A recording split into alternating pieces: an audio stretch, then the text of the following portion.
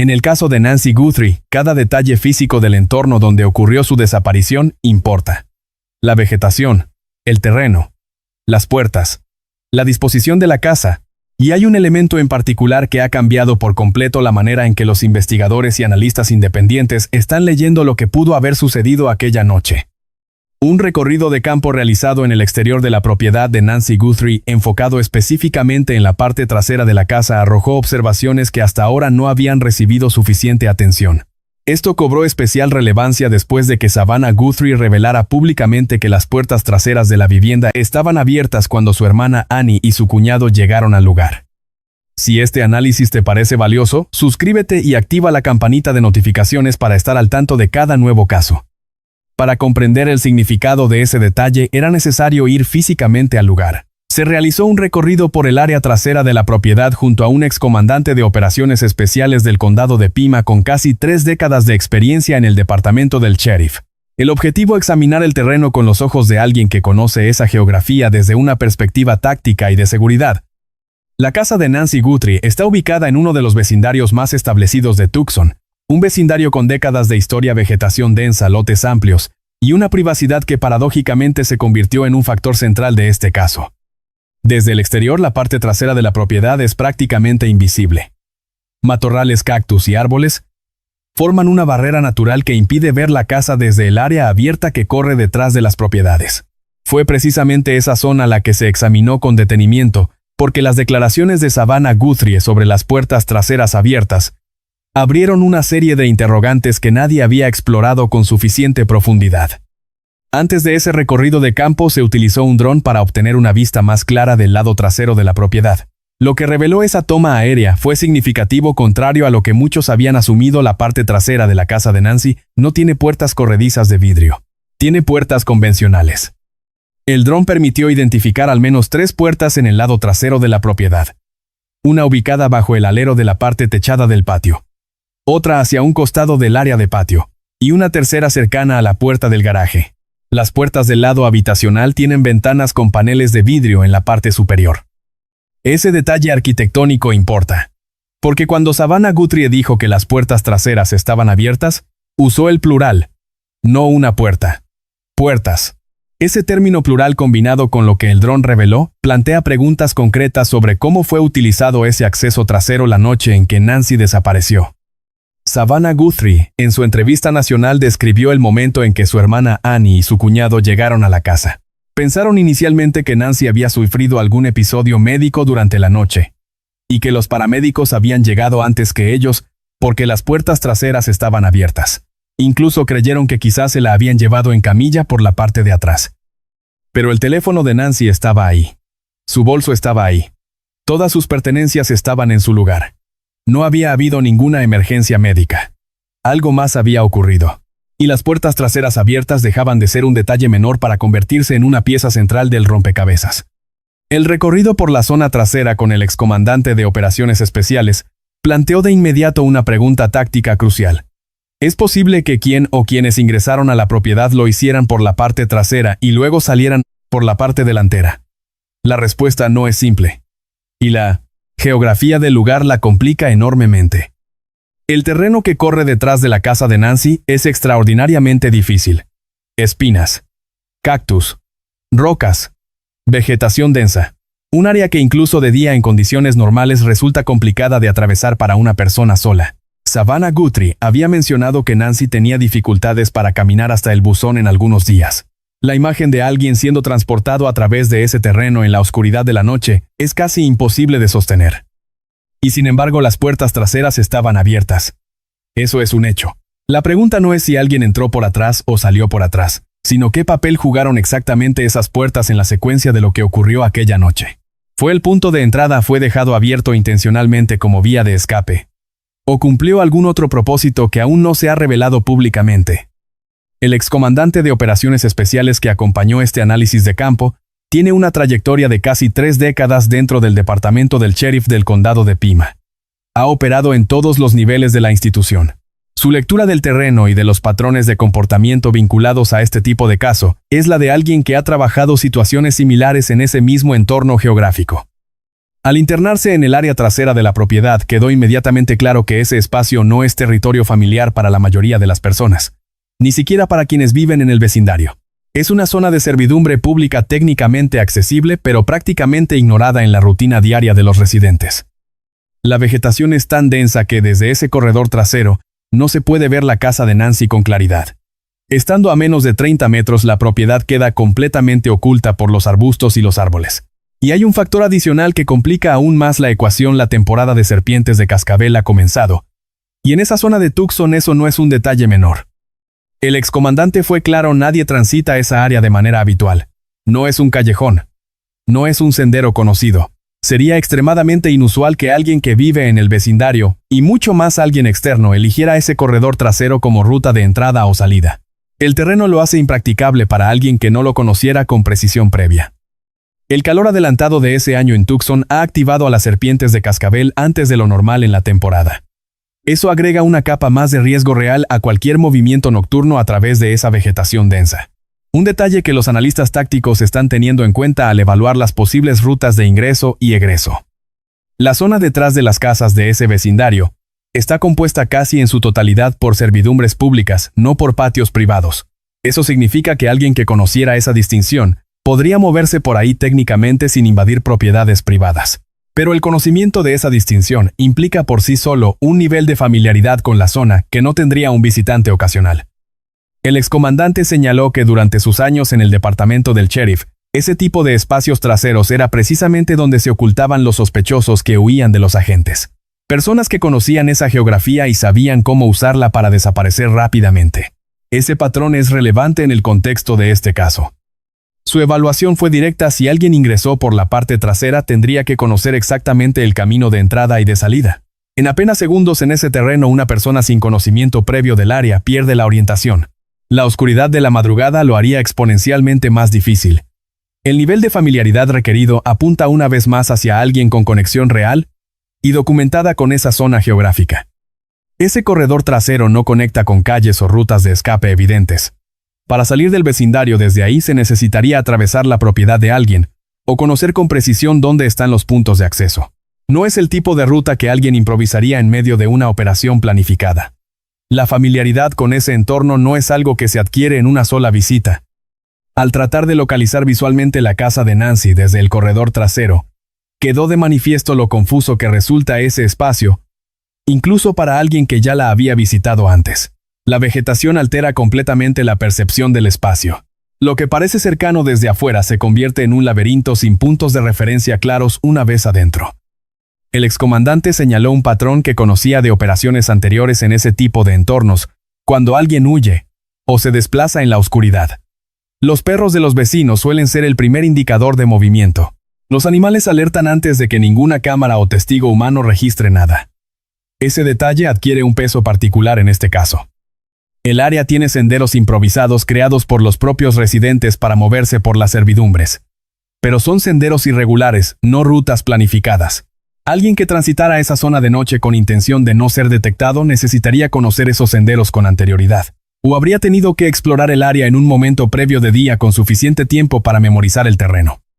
Todo el corredor trasero corresponde a una servidumbre pública, legalmente accesible para cualquier persona, pero su uso real es mínimo.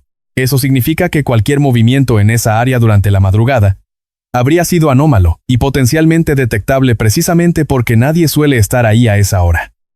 El excomandante subrayó un punto táctico fundamental: si alguien utilizó la parte trasera como ruta de entrada, habría necesitado saber exactamente dónde estacionar, cómo llegar hasta la propiedad de Nancy sin perderse y cómo salir después. Eso no es improvisación, eso es planificación. Y la planificación implica conocimiento previo del lugar.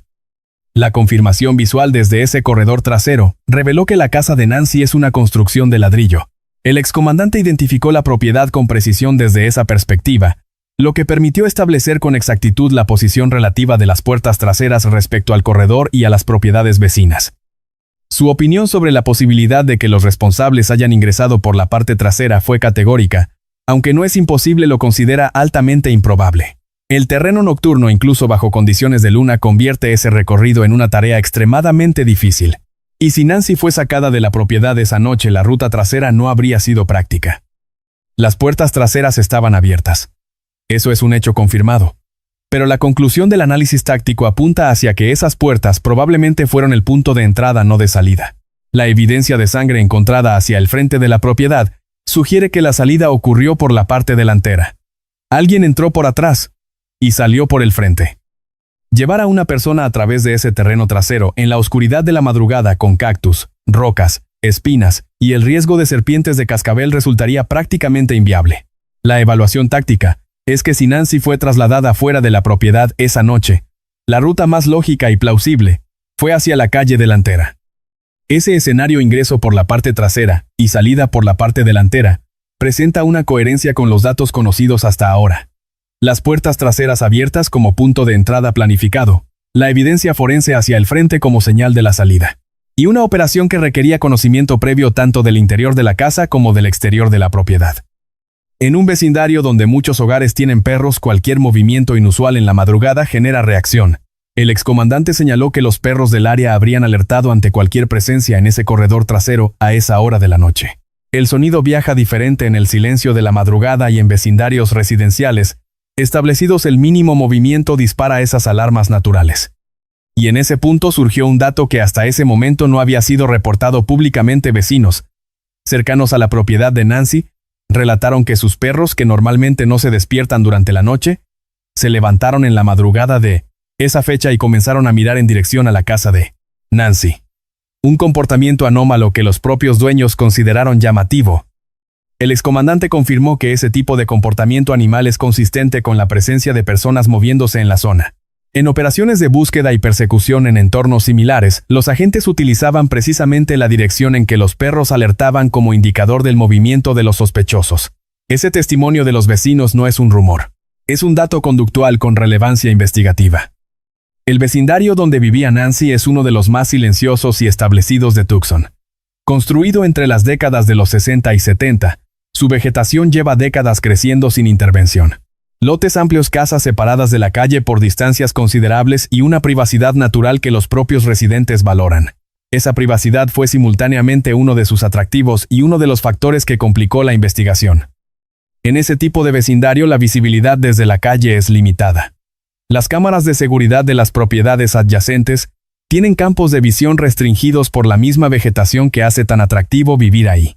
El excomandante señaló que incluso las cámaras ubicadas en casas cercanas podrían no haber capturado movimiento relevante precisamente por ese nivel de obstrucción natural. La doble naturaleza de ese vecindario, privacidad como atractivo y privacidad como vulnerabilidad, es una de las tensiones centrales de este caso. Las mismas características que hacían que Nancy se sintiera segura en esa casa durante décadas son las que permitieron que algo así ocurriera sin que nadie lo viera con claridad.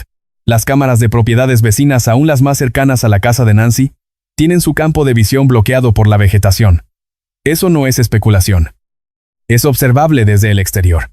Y eso implica que cualquier movimiento en los momentos previos o posteriores a la desaparición de Nancy podría haber ocurrido fuera del alcance de cualquier sistema de vigilancia privada del área. El análisis del excomandante sobre las puertas traseras abiertas fue el siguiente. Lo más probable es que hayan sido el punto de entrada. Si alguien las dejó propadas deliberadamente, hay una razón táctica para eso: tener asegurada una vía rápida de acceso, sin necesidad de manipular cerraduras bajo presión. Una entrada planeada con anticipación. En ese tipo de operación la puerta trasera abierta no es un descuido. Es una decisión. Significa que alguien sabía que esa puerta existía. Sabía cómo acceder a ella.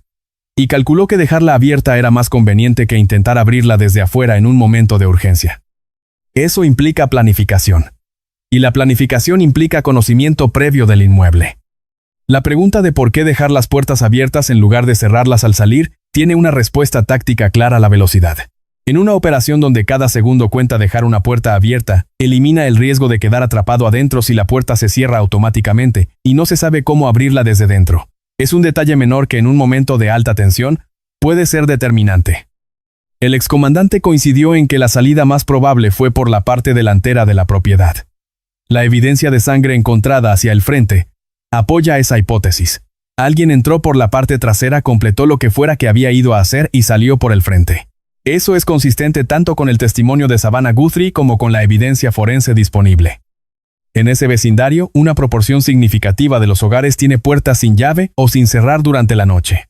No porque sus habitantes sean descuidados, sino porque llevan décadas viviendo en ese lugar con una sensación de seguridad que se construye con el tiempo. Nancy Guthrie llevaba mucho tiempo en esa casa. Era su hogar. Era el lugar donde se sentía más segura del mundo.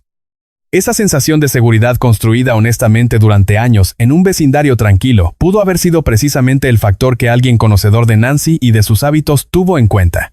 No como una vulnerabilidad técnica, sino como un rasgo humano previsible en tu propio hogar. Bajas la guardia. No esperas lo inesperado.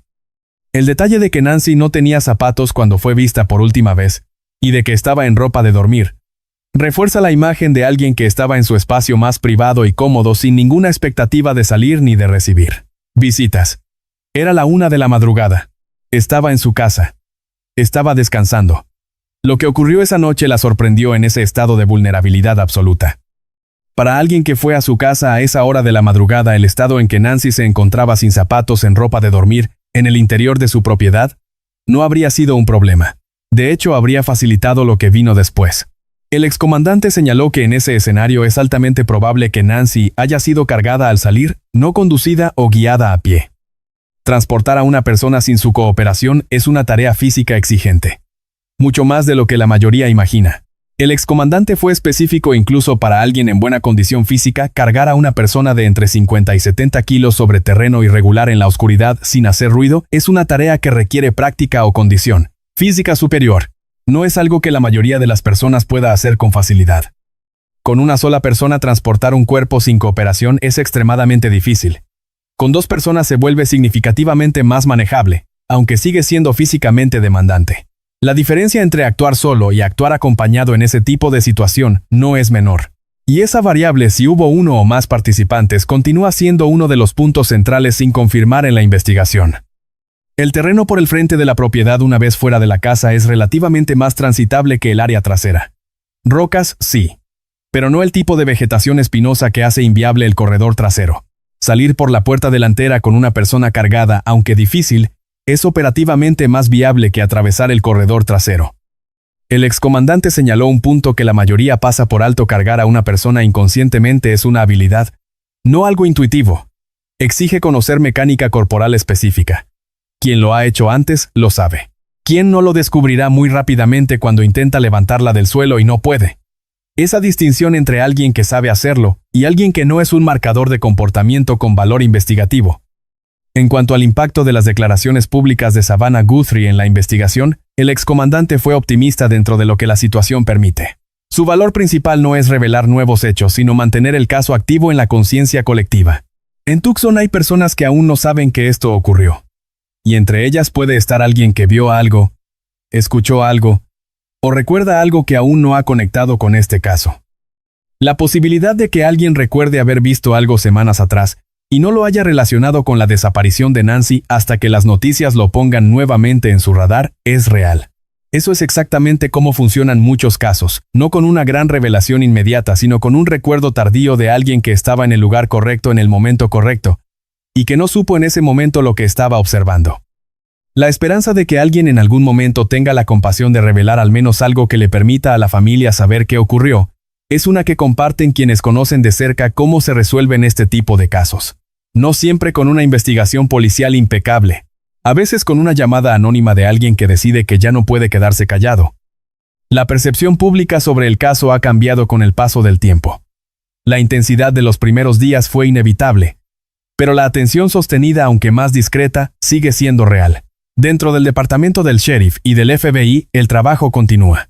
Y cada vez que un nuevo dato sale a la luz, el caso vuelve al primer plano de la conversación pública. El excomandante fue claro en ese punto: el caso no ha sido olvidado dentro de las estructuras de investigación. Puede que ya no sea la historia principal en los noticieros locales cada día, pero sigue siendo un expediente abierto y activo. Y en el momento en que surja un nuevo dato relevante, la atención regresará inmediatamente. Su convicción sobre la resolución eventual del caso es firme. No necesariamente pronto. Puede tomar tiempo. Puede tomar mucho tiempo. Pero ese tipo de casos con evidencia forense, con un perfil de sospechoso que se va definiendo, con una comunidad que no se rinde, con una familia que tiene los recursos y la visibilidad para mantener la presión, se resuelven. La pregunta no es si se resolverá, sino cuándo. Y ahora una reflexión para quienes han seguido este caso desde el principio: el terreno trasero de la propiedad de Nancy. tan difícil de atravesar incluso en condiciones normales. ¿Crees que fue utilizado como ruta de entrada por alguien que conocía el lugar con suficiente anticipación? ¿O el conocimiento del interior de la casa y de los hábitos de Nancy era suficiente para planificar la operación sin haber reconocido previamente el área trasera? Deja tu análisis en los comentarios. Mientras tanto, la justicia es lo que todos esperan. Justicia para Nancy. Justicia para su familia. Y la certeza de que quien hizo esto no quedará impune sin importar cuánto tiempo tome. Las condiciones físicas del entorno que rodea a la propiedad de Nancy agregan una capa de complejidad logística a la investigación. El calor extremo de Tucson. Durante esa época del año, la vegetación densa, los animales propios del desierto, todo eso es parte del escenario real en el que ocurrió la desaparición. Y cada uno de esos factores influye en cómo los equipos de búsqueda, los peritos forenses y los investigadores interpretan la evidencia disponible. Las unidades caninas que participaron en la búsqueda tuvieron que operar en condiciones extremadamente exigentes. Las espinas del desierto de Arizona pueden lastimar las patas de los animales de trabajo hasta el punto de requerir protección especial. La combinación de calor, vegetación y terreno rocoso convierte cada operación de búsqueda en ese entorno en un desafío logístico considerable. Eso significa que incluso los equipos de búsqueda más preparados enfrentan limitaciones reales en ese terreno, y esas limitaciones son relevantes a la hora de evaluar qué áreas pudieron haber sido buscadas con suficiente profundidad y cuáles no. El vecindario de Nancy, a pesar de estar dentro del tejido urbano de Tucson, tiene una naturaleza casi desértica en sus bordes y espacios comunes. Quien conoce Tucson lo sabe. Quien llega de fuera no. Esa diferencia entre conocer el terreno y no conocerlo sigue siendo uno de los ejes de análisis más importantes en este caso. Quienes viven en esa zona llevan años conviviendo con las condiciones del desierto. Las serpientes de cascabel son una presencia estacional real, no un mito. Varios vecinos ya habían avistado ejemplares en los días previos a esta visita de campo. En el desierto de Sonora ese es el tipo de riesgo que los residentes manejan con naturalidad, pero que un visitante externo podría no haber anticipado. Las unidades de búsqueda con animales tanto caninas como de otro tipo operan bajo restricciones que el público general no siempre conoce. Los perros de trabajo en el desierto de Arizona necesitan equipo de protección específico para sus patas. El calor limita sus tiempos operativos, y el terreno lleno de espinas y rocas aumenta el riesgo de lesiones. Todo eso es parte de la ecuación de búsqueda en un entorno como este. El trabajo de campo realizado esta semana en Tucson continúa. Hay líneas de análisis que se están desarrollando y que aún no están listas para reportarse públicamente. Pero la investigación independiente de este caso no se detiene. Cada detalle del entorno físico, cada dato táctico, cada observación de campo, es una pieza más de un rompecabezas que con el tiempo tendrá que completarse. Nancy Guthrie sigue desaparecida. Su caso sigue abierto. Y mientras las autoridades trabajan en los canales formales, la atención sostenida del público, la presencia constante en el lugar, y la voluntad de seguir haciendo preguntas que nadie ha respondido, aún siguen siendo parte de la presión que este caso necesita. Si este análisis fue valioso para ti, deja tu like, suscríbete y activa la campanita de notificaciones. Tu atención mantiene este caso vivo, y juntos seguimos buscando respuestas. Nos vemos en el próximo caso. Y mientras tanto, ¿qué detalle de este recorrido de campo te parece más determinante para entender lo que ocurrió aquella noche?